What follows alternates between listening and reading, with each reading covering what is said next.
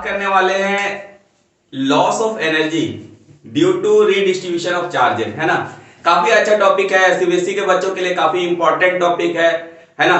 हमेशा सीबीएसई में एक क्वेश्चन रहता ही है कि loss of potential energy due to redistribution of charges. अब मैंने रीडिस्ट्रीब्यूशन क्यों किया, है ना, सवाल यह है कि रीडिस्ट्रीब्यूशन वर्ड यूज क्यों किया। तो यहाँ पे जानते हैं हम लोग पहली बात कि सपोज ये कंडक्टर है ना, सपोज ये कंडक्टर है ना, एक कंडक्टर का स्फीयर है ऐसे बोल सकते हैं, है ना। जैसे हम लोग यहाँ पे इसको चार्ज देते हैं तो ये चार्ज क्या होता है, स्प्रेड कर जाता है, फैल जाता है इसके ऊपर। ये कंडक्टर की एक स्पेशल प्रॉपर्टीज होती है ना। तो कंडक्टर की एक प्रॉपर्टीज होती है कि जब आप उस पे चार्ज दोगे तो वो चार्ज क्या होगा, उस पे फैल जाएगा, पूरे सरफेस पे यूनिफॉर्मली डिस्ट्रीब्यूट हो जाएगा, है ना। तो कंडक्टर की ये प्रॉपर्टीज होती है। तो यहाँ पे हम रीडिस्ट्रीब्यूशन वर्ड इसलिए किए हैं कि यहाँ पे दो कंडक्टर हम सेपरेटली लेने वाले हैं यहाँ पे, है ना। और यहाँ पे हम कैपेसिटेंस के हेल्प से कैपेसिटेंस वाला कॉन्सेप्ट लेके रीडिस्ट्रीब्यूशन को बताएंगे यहाँ पे कि कैसे एनर्जी का लॉस होता है, उसका डेरिवेशन क्या होता है, वो इक्वेशन क्या आता है पोटेंशियल के टर्म में। यहाँ पे हम लोग बात करने वाले कैपेसिटेंस ऑफ कंडक्टर और पोटेंशियल के टर्म में। ओके, चलिए स्टार्ट करते हैं यहाँ पे। तो काफी अच्छा टॉपिक है, काफी मतलब क्या बोल सकते हैं, हेल्पफुल होगा सीबीएसई के स्टूडेंट के लिए, है ना। वैसे बच्चे जो इस बार बोर्ड में अपीयर हो रहे हैं, है ना, एग्जाम देने वाले हैं 2024 में, तो उनके लिए मैं एक प्यारा सा टॉपिक लेकर के आया हूं जो आपको काफी हेल्प करने वाला है। ओके ना। चलिए यहाँ पे हम करते क्या, एक कंडक्टर लेते हैं और आप उसको कैपेसिटर भी बोल सकते हो, है ना। एक कंडक्टर लेते हैं जिसका कैपेसिटेंस क्या है, C1 है। इस पे चार्ज कितना है, Q1 है ना, और इसका पोटेंशियल कितना है, V1, है ना। मेरे पास एक कंडक्टर है या आप कैपेसिटर बोल लो, है ना, आपकी मर्जी। जिसका कैपेसिटेंस क्या है, C1, जिसका पोटेंशियल क्या है, V1, और जिसके ऊपर चार्ज कितना है, Q1। और ये एक इंसुलेटेड फ्रेम के ऊपर है ना, रखा हुआ, है ना, ऐसे बोल सकते हैं इसको। ओके ना। अब यहां पे अगला है एक और कंडक्टर है। तो ये कंडक्टर क्या पास में नहीं, ये बहुत दूर है। इसको समझना है कि ये जो कंडक्टर है मेरा, इस कंडक्टर से ये बहुत दूर है ना। उस केसेस के लिए ही यहाँ पे ये प्रूफ होने वाला है। आप अगर दोनों कंडक्टर पास पास लोगे तो फिर ये कॉन्सेप्ट नहीं काम करेगा, ये कॉन्सेप्ट प्रूफ नहीं होगा, है ना। तो यहाँ पे क्या है, मेरा दूसरा कंडक्टर जो है जिसका कैपेसिटेंस C2 है और चार्ज Q2 है और इसका पोटेंशियल कितना है आपका, V2। ये भी एक इंसुलेटेड स्टैंड के ऊपर रखा हुआ है ना, इंसुलेटेड स्टैंड के ऊपर रखा हुआ है ये भी। अब ये दोनों एज्यूम क्या करना है, वेरी फार, है ना, बहुत दूर है दोनों, है ना, ये एज्यूम करना है इस चीज को। तो यहाँ पे हम क्या देखते हैं कि किसी भी कंडक्टर का कैपेसिटर का एनर्जी क्या होता है, तो आपको पता होगा U equal to half CV²। Capacitance और पोटेंशियल के टर्म में जो कैपेसिटर का कंडक्टर का जो एनर्जी होता है, पोटेंशियल एनर्जी, वो क्या होता है, हाफ CV। इसको आपको समझ लेना है ना, इसको आपको समझ लेना। इसका और भी होता है बट उसको यहां पे यूज नहीं करना। हाफ Q²/C, हाफ QV, ये तीन होता है पोटेंशियल एनर्जी किसी भी कंडक्टर का, in terms of charge and potential, in terms of charge and capacitance, in terms of potential and capacitance. तो हमको यूज क्या करना है यहाँ पे, हाफ CV²। ओके ना। इसी का कॉन्सेप्ट यहाँ पे हम लोग लेने वाले हैं। चलते यहाँ पे, ये क्या है मेरा, अभी दोनों कंडक्टर एक दूसरे से बहुत दूर है। एक कंडक्टर है जिसका कैपेसिटेंस C1 है, एक जिसका पोटेंशियल V1 है, चार्ज Q1 है। ओके। तो दूसरा मेरा जो कंडक्टर है उसका कैपेसिटेंस C2 है, चार्ज Q2 है और पोटेंशियल V2 है। इट मींस अगर यहां पे हम एनर्जी के फॉर्म में लिखें तो इनिशियल, है ना, इट मींस कह सकते हैं हम बिफोर कनेक्शन, अभी एक दूसरे को कनेक्ट नहीं किए, है ना, बिफोर कनेक्शन, समझ में आना चाहिए। अभी इन दोनों कंडक्टर को मैंने कनेक्ट नहीं किया है, सेकंड केसेस में इसको एक वायर से कनेक्ट करें, बट अभी ये मेरा कनेक्ट नहीं है। इस चीज को समझना, अभी कनेक्शन कुछ भी नहीं है। तो अब इसका पोटेंशियल एनर्जी कितना हो जाएगा, इसका कितना होगा, यही टोटल पोटेंशियल एनर्जी होगा, है ना। इस सिस्टम का टोटल पोटेंशियल एनर्जी क्या हो जाएगा, टोटल पोटेंशियल एनर्जी हो जाएगा half C1 V1² plus half C2 V2²। Okay, half C1 V1² plus half C2 V2²। ये बात हुई टोटल पोटेंशियल एनर्जी इन दोनों की, है ना, सेपरेटली, मतलब इसका potential energy half C1 V1 square, इसका potential energy half C2 V2 square. तो ये हो गया मेरा इनिशियल पोटेंशियल एनर्जी, है ना, V4 कनेक्शन की मैं बात कर रहा हूं। किसकी बात कर रहा हूं? V4 कनेक्शन की। अब अगला जो आता है मेरा, अगला जो आता, अब मैंने इसको क्या किया, कनेक्ट कर दिया। क्या किया? इसको कनेक्ट कर दिया। किससे? एक कंडक्टिंग वायर से, है ना। और इस वायर का हम लोग लेंगे कि ये बहुत पतला है यहाँ पे, है ना। तो यहाँ पे इसका हम लोग यहाँ पे कैपेसिटेंस की बात नहीं करें, है ना। इस वायर का कैपेसिटेंस को हम लोग यहाँ पे कंसीडर नहीं करेंगे। काफी इंपॉर्टेंट कॉन्सेप्ट है। क्या इस वायर का कैपेसिटेंस भी कंसीडर होगा? इस वायर का कैपेसिटेंस कंसीडर नहीं होगा, है ना। और दूसरा चीज क्या है, ये दोनों कंडक्टर एक दूसरे से बहुत दूर है ना, ये चीज समझना है। अब यहाँ पे अगला चीज देखते हैं, जैसे कनेक्ट करते हैं यहाँ पे, तो जो हाइयर पोटेंशियल होगा, है ना, चाहे जो भी जिस भी कंडक्टर का पोटेंशियल हाइयर हो, है ना, चाहे V1 हाइयर हो, चाहे V2 हाइयर हो, जो भी हो, है ना, तो चार्ज फ्लो करना स्टार्ट करेगा। मतलब हाइयर पोटेंशियल से लोअर की तरफ, अगर इसका V1 हाइयर है ना, अगर V1 हाइयर है, तो यहां पे क्या होगा, चार्ज फर्स्ट कैपेसिटर से, जिसका कैपेसिटेंस C1 है, ये किधर डिस्ट्रीब्यूट करेगा, मतलब फ्लो करेगा C2 की तरफ। और ये कब तक ये फ्लो करेगा? तब तक जब तक कि दोनों का पोटेंशियल इक्वल नहीं हो जाए। तो यहाँ पे काफी अच्छा चीज है कि पोटेंशियल क्या डिस्क्राइब करता है कि चार्ज किस डायरेक्शन में फ्लो करेगा। यहाँ पे डायरेक्शन नहीं बोल के आप ये बोल सकते हो कि किस कंडक्टर से, फर्स्ट वाले कंडक्टर से सेकंड में जाएगा या सेकंड वाले से फर्स्ट में आएगा, ये पोटेंशियल डिस्क्राइब करेगा, है ना। तो पोटेंशियल डिस्क्राइब करेगा आपका चार्ज किस कंडक्टर से किस कंडक्टर के में जाएगा। अगर आप V1 को ग्रेटर देन ले लेते हो, तो ये यहां से चार्ज क्या होगा, फर्स्ट कंडक्टर से सेकंड कंडक्टर की ओर फ्लो करेगा। और ये चार्ज तब तक फ्लो करेगा जब तक कि दोनों कंडक्टर का पोटेंशियल इक्वल ना हो जाए। इक्वल जब हो जाएगा तो उस पोटेंशियल का नाम होता है कॉमन पोटेंशियल। तो उस पोटेंशियल को क्या बोलते हैं हम लोग? कॉमन पोटेंशियल, है ना। इसको क्या बोलते हैं हम लोग? Common potential. तो कॉमन पोटेंशियल मतलब अब क्या हो गया, बराबर हो गया। मतलब फर्स्ट वाले का भी सेकंड वाले का पोटेंशियल क्या हो गया, इक्वल। अब वो पोटेंशियल होता कितना है, तो वो पोटेंशियल आपका हो जाता है V equal to C1 V1 plus C2 V2 upon C1 plus C2। ये पोटेंशियल क्या कहलाता है? कॉमन पोटेंशियल कहलाता है। ये काफी इंपॉर्टेंट चीज है यहाँ पे, कॉमन पोटेंशियल, है ना। तो ये कॉमन पोटेंशियल का कॉन्सेप्ट पता होना चाहिए ना, कॉमन पोटेंशियल कैसे हम लोग ये करते हैं। अगर कॉमन पोटेंशियल पता है तो फिर आगे कोई दिक्कत नहीं होने वाली, क्योंकि अब जो मेरा total potential energy, it means final, है ना, ये इनिशियल टोटल पोटेंशियल एनर्जी है मेरा, ये इनिशियल टोटल पोटेंशियल एनर्जी है। अब जो मेरा यहाँ पे बात होगा फाइनल टोटल पोटेंशियल एनर्जी, है ना, फाइनल टोटल पोटेंशियल एनर्जी, है ना। तो काफी अच्छा चीज आप लोगों को सीखने मिल रहा है ना, काफी इंपॉर्टेंट चीज सिखा रहे बोर्ड के अकॉर्डिंग, है ना। सीबीएसई के लिए काफी इंपॉर्टेंट फेमस क्वेश्चन बनता है, इसका डेरिवेशन हमेशा पूछा जाता है ना। तो यहाँ पे काफी अच्छा चीज सिखा रहे, आप लोग वीडियो में बने रहे, है ना। काफी मजा आने वाला आगे, यहाँ पे हम लोग इसको डेराइव जब करेंगे इसको देखेंगे यहाँ पे। तो final total potential energy, it means यहाँ पे अब देख रहे हैं कि ये इसको कनेक्ट कर दिया एक वायर से, जिसके कैपेसिटेंस को मैंने क्या किया, नेग्लेक्ट कर दिया है। जिसके कैपेसिटेंस को मैंने क्या कर रखा है, नेग्लेक्ट। जिस वायर से मैंने कनेक्ट किया है उस वायर के कैपेसिटेंस को नेग्लेक्ट किया हुआ है, ओके ना। तो नेग्लेक्ट किया हुआ, इट मींस नेग्लेक्ट, उसको कंसीडर नहीं करना है ना, कंसीडर नहीं करना है, ठीक है। तो यहां पे मेरा जो अब कहानी होगा, अब जो कहानी होने वाला है कि मेरा total final total potential energy जो होने वाला है, मतलब कैपेसिटेंस भी एक इक्विवेलेंट कैपेसिटेंस होगा, है ना। कैपेसिटेंस क्या होने वाला है, इक्विवेलेंट होने वाला है। इट मींस जब कनेक्ट कर दिया तो दोनों कंडक्टर का एक इक्विवेलेंट कैपेसिटेंस क्या होगा, ओके ना। इक्विवेलेंट कैपेसिटेंस क्या होगा, तो हम इसको सपोज कर लेते हैं C। अब एक्चुअल में ये दोनों एक दूसरे से बहुत दूर है, तो मतलब ये जो C होगा हम ऐसे बोल सकते हैं कि C1 प्लस C2, ओके ना। क्या हो जाएगा इसका equivalent capacitance, C1 plus C2। तो बहुत सारे बच्चे बोलेंगे ये तो वायर से कनेक्ट है सीरीज में, एक्चुअल ऐसा नहीं है ना। ये दोनों कंडक्टर, ये दोनों कैपेसिटर एक दूसरे से इतना दूर है, इतना दूर है कि इसका इस पर कोई इफेक्ट नहीं है, इसका इस पर कोई इफेक्ट नहीं है ना। तो ये चीज है यहाँ पे। तो इसका कैपेसिटेंस कितना कर लिया, इक्विवेलेंट कर लिया, C equal to C1 plus C2। अब पोटेंशियल तो कॉमन यहाँ पे ले ही लिया। अब जो फाइनल मेरा पोटेंशियल एनर्जी होने वाला है, फाइनल पोटेंशियल एनर्जी क्या हो जाएगा, हाफ C V स्क्वायर। आप C के जगह पे क्या रखोगे, आप C के जगह पे रखोगे C1 प्लस C2, और V के जगह पे आप क्या रखोगे, ये पूरा टर्म जो दिख रहा है कॉमन पोटेंशियल, यही रखना है आपको।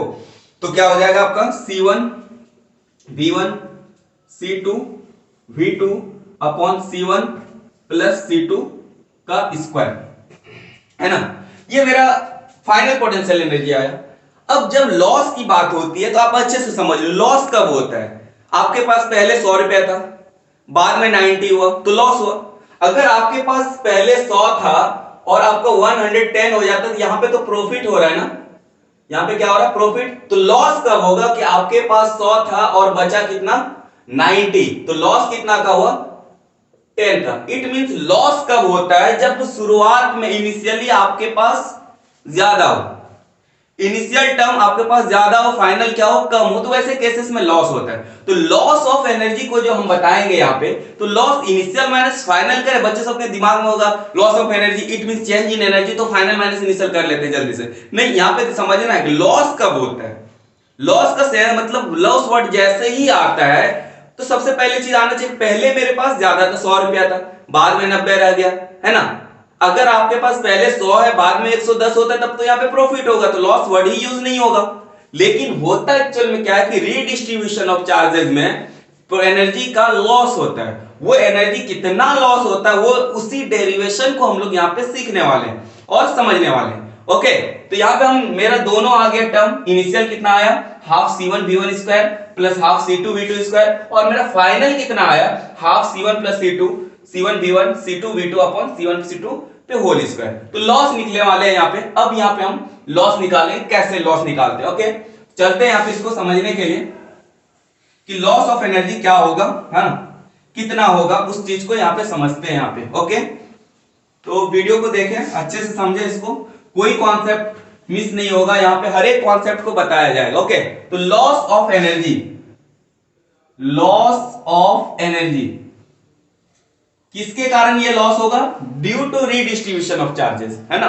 लॉस का वजह कौन बनेगा, चार्ज का रीडिस्ट्रीब्यूशन। क्यों वर्ड रीडिस्ट्रीब्यूशन के मैंने समझाया कि पहले तो ये चार्ज दिए थे इसके इस स्फीयर के ऊपर, इस कंडक्टर के ऊपर पहले स्प्रेड कर गया, लेकिन जब दोबारा कनेक्ट किया फिर से चार्ज डिस्ट्रीब्यूट होना स्टार्ट हो, इसलिए वर्ड यूज होता है रीडिस्ट्रीब्यूशन। ओके ना। तो loss of energy equal to क्या होगा आपका, loss of energy equal to हो जाएगा आपका, यहां पे हम लिख लेते हैं यूएफ,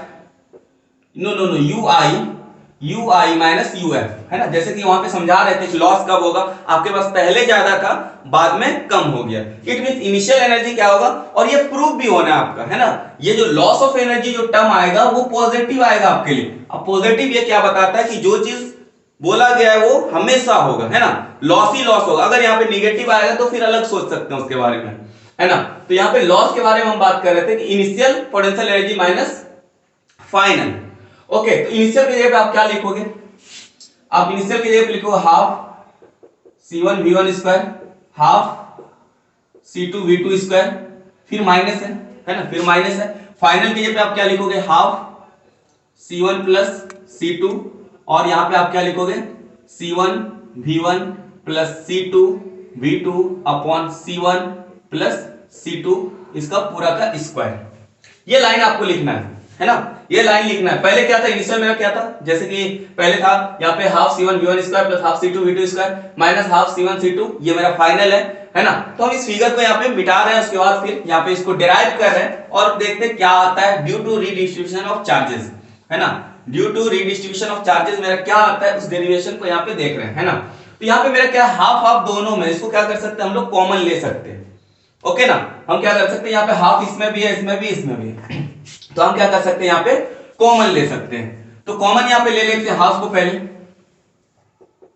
हाफ। अब यहाँ पे मेरा क्या बचा C1 V1 square plus C2 V2 square, और यहाँ पे क्या बचा minus C1 plus C2। Okay, C1 plus C2। अब एक चीज है, जैसा कि अगर ऐसा कभी रहे x अपॉन y पे होल स्क्वायर, ऐसा कभी रहे, इसको आप कैसे लिख सकते हो, आप ऐसे लिख सकते हो ना कि x square upon y square, है ना। तो सिमिलरली यहाँ पे भी हम लोग लिख सकते हैं ऐसा C1 V1 plus C2 V2 upon इस पे स्क्वायर डाल देते हैं यहाँ पे, है ना, सेपरेटली, है ना, और नीचे फिर c1 प्लस c2 पे स्क्वायर डाल देते हैं। जैसा कि यहाँ पे समझा, अगर x अपन y है, इस पे स्क्वायर है, तो इसको x square upon y square लिख सकते हैं ना।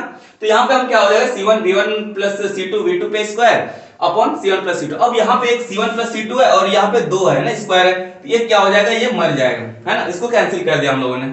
अब यहाँ पे देखते हैं half c1 v1 square c2 v2 square minus, अब यहां पे मेरा क्या आ गया आपका c1 v1 plus c2 v2 का square upon c1 plus c2। Okay, ये मेरा यहां पे अगला टर्म आया। अब यहां पे कुछ सोच रहे कॉमन लेके कुछ ऐसा चीज बनाया जाए कि जो कि ये पूरा जो दिख रहा है ये कॉम्प्लिकेटेड सा लाइन ये पूरा सिंपल हो जाए, है ना, क्या हो जाए, पूरा सिंपल हो जाए। तो काफी अच्छा चीज है। यहाँ पे एक और चीज सिखाते हैं यहाँ पे कॉमन लेने का, है ना, ये काफी यहाँ पे बच्चे सब कंफ्यूज कर जाते हैं कि ये कैसे लिख सकते हैं। तो कंफ्यूज नहीं होना, सिंपल से इसको समझना, बेसिक सब चीज, x अपन y पूरे पे स्क्वायर था तो x square upon y square लिख सकते हैं। तो सिमिलरली यहाँ पे एक और चीज सिखाने वाले हैं यहाँ पे, जैसे 1 प्लस 1 बाय x है, 1 प्लस 1 बाय x है, यहाँ पे कॉमन आप कैसे लोगे। अगर हमको मेरा मन करे हम 1 बाय x कॉमन लेना चाहते हैं तो समझो इस चीज को, अगर 1 बाय x हम कॉमन लेंगे तो यहाँ पे x मल्टीप्लाई करना होगा, यहाँ पे 1 होगा। आप बोलोगे प्रूफ करके बताओ, फिर मल्टीप्लाई कर लो, देखो पहले ही जैसा आ जाएगा। यहाँ पे इसको मल्टीप्लाई करेंगे x into 1 by x plus 1 into 1 by x, okay ना। तो यहाँ पे x मेरा कैंसिल होगा, तो क्या बचेगा यहाँ पे 1 अपॉन 1 बाय x, देखो पहले जैसा आया 1 प्लस 1 बाय x था, यहाँ पे कॉमन लिया फिर इसको मल्टीप्लाई करके दिखा दिया, है ना। यहाँ पे भी अगर हम c1 बाय c2 जो कि इसके डिनोमिनेटर में अगर कॉमन ले लेंगे तो क्या करना होगा, इसके साथ नहीं है तो इसके साथ मल्टीप्लाई करना होगा। जैसे कि यहाँ पे हम लोगों ने इसके साथ नहीं था x का कोई टर्म, तो x का टर्म 1 बाय x कॉमन लिया तो इसके साथ क्या किया मैंने, उसी पार्ट को मल्टीप्लाई कर दिया। ओके, तो इसको जब मल्टीप्लाई कर दिया तो यहाँ पे हम लोग भी वही कहानी करने वाले हैं। यहाँ पे 1 by 2 c1 plus c2, okay, 1 by 2 c1 plus c2 common ले ले। अब इसके पास नहीं है तो इसको ये टर्म क्या कर देना, मल्टीप्लाई कर देना होगा ना, तो मल्टीप्लाई कर देते हैं। यहाँ पे c1 v1 square plus c2 v2 square, इसके पास नहीं है तो हम लोगों ने क्या किया, c1 प्लस c2 को मल्टीप्लाई कर दिया। क्या किया, c1 प्लस c2 को मल्टीप्लाई कर दिया। अब मेरा ये कॉमन आ चुका, अब यहाँ पे मेरे पास क्या बचा, c1 v1 plus c2 v2 का होल स्क्वायर। अब यहां तक हम लोग आ गए, अब धीरे धीरे उस जगह पे पहुंच रहे हैं जहां के हम लोग इसको फाइनल टच दे करके छोड़ने वाले, है ना, फाइनल टच देके इसको छोड़ने वाले, एक सिंपल फॉर्म में लाके छोड़ने वाले, है ना, जहां से कि आपको उसको रिमेंबर याद करना है ना, उस डेरिवेशन तक, मतलब उस पॉइंट तक हम लोगों को पहुंचना है जहां पे इसको बोलते हैं फाइनल टच देना। ओके, तो यहाँ पे चलते हम आगे, है ना। अब यहाँ पे देखते हैं ये जो है मल्टीप्लाई करने तो आता होगा ना, ये सिंपल सा चीज है, जैसे x प्लस वाई है और इधर p प्लस क्यू है। ऐसा अगर मल्टीप्लाई करो, पहले आप क्या करो, इसको इसके साथ, फिर इसको इसके साथ, फिर इसको इसके साथ, फिर इसको इसके साथ, ऐसा ही कुछ यहाँ पे मल्टीप्लाई करने वाले हम लोग। यहाँ पे हाफ c1 प्लस c2, और यहाँ पे मेरा जो है इसको अगर पहली बार सबके इसके साथ भी मल्टीप्लाई करें, इसके साथ भी, इसको जब इसके साथ मल्टीप्लाई करते हैं c1 तो c1 स्क्वायर हो जाएगा, और ये v1 ऑलरेडी पहले से स्क्वायर है। फिर इसको जब इसके साथ करते हैं, c1 है इसके पास c2, तो इसको क्या लिखेंगे, c1 c2 और यहाँ पे v2 स्क्वायर। ओके, तो ये ना मल्टीप्लाई कर दिया इसके साथ। अब c2 को करते हैं, यहाँ पे इसके साथ जब मल्टीप्लाई करते हैं क्या लिखेंगे, c1 c2 और ये v1 स्क्वायर। ओके, फिर इसके साथ करते हैं c2 क्या हो जाएगा, यहाँ पे c2 है, यहाँ पे c2 है, तो c2 क्या हो जाएगा, c2 स्क्वायर, और यहाँ पे c2 स्क्वायर और v2 स्क्वायर। ओके ना, c2 स्क्वायर और v2 स्क्वायर। तो यहां तक मेरा आ गया।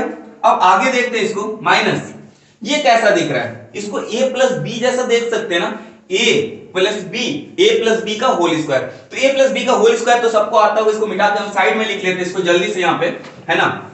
a प्लस बी का होल स्क्वायर तो सबको पता होगा, है ना, क्या होता है जल्दी से बताया, है ना, a प्लस बी का whole square, a square plus B square plus 2ab, है ना, a square plus B square plus 2ab। तो हम इसको क्या समझ लेते हैं, a, इस पूरे टर्म को c1 v1 को a समझ लेते हैं, और c2 v2 को हम लोग क्या समझ लेते हैं, b समझ लेते हैं, है ना।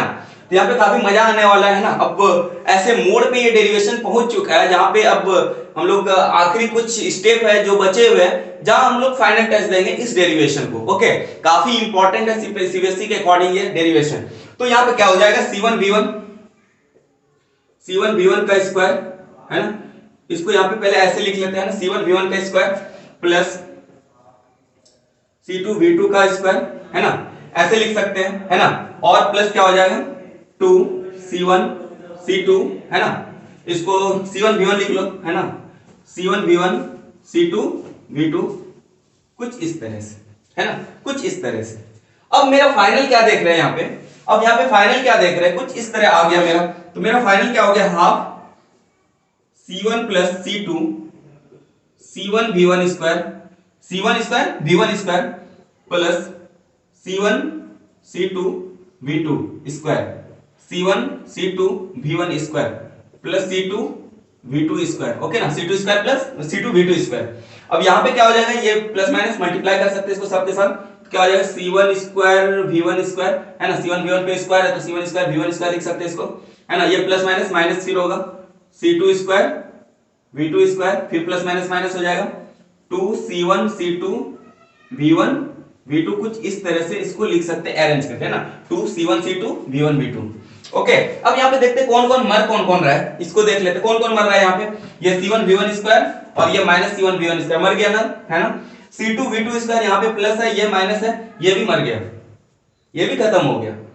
अब मेरे पास बचा क्या यहाँ पे, C1 C2 V2 square C1 C2 V1 square और यहाँ पे बचा 2C1 C2 V1 V2, okay ना, इसको मिटा के हम ऊपर में लिख रहे हैं। अगर आप लोगों ने अभी तक नोट डाउन नहीं किया तो इसको नोट डाउन कर ले, है ना, तो यहाँ पे हम मिटा रहे हैं इसको। तो मेरा अब फाइनल होने वाला है यहाँ पे, इस डेरिवेशन को फाइनल टच देने वाले यहाँ पे समझा रहे थे, यहाँ पे redistribution of loss of energy due to redistribution of charges, है ना, ये काफी इंपॉर्टेंट टॉपिक चल रहा था, है ना, रीडिस्ट्रीब्यूशन ऑफ चार्जेस, है ना, उसके कारण जो एनर्जी में लॉस हो रहा है उस चीज को हम यहाँ पे बता रहे हैं। अब मेरे पास फाइनली क्या आ गया, 1/2 C1 प्लस C2, है ना, 1/2 C1 प्लस C2।